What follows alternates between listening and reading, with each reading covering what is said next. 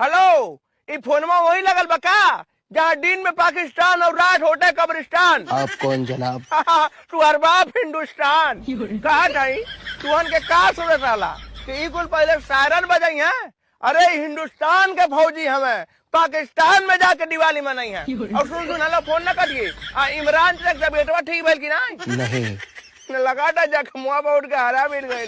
जख्म तो तुम लोगों ने गहरा दिया है। अरे अब और दी आई और अगर चीन बीच में आई तो सरवा वो ठुराई। और एक दिन ऐसे तुम सुटल लाबा सवेरे खबर आई कि अचानक से पाकिस्तान में उड़ रहा है धुएं का भाप। आज की ताजा खबर पाकिस्तान हुआ दुनिया के नक्शे से साफ। कौन करेगा साफ? हिंदुस्तान टू हर बाप। कुछ आतंकवादी हो गई ना हमन से बहुत दूर। मुबारक हो आप सभी को ऑपरेशन सिंदूर। ऐसा बात भाका रे। यह बस सारे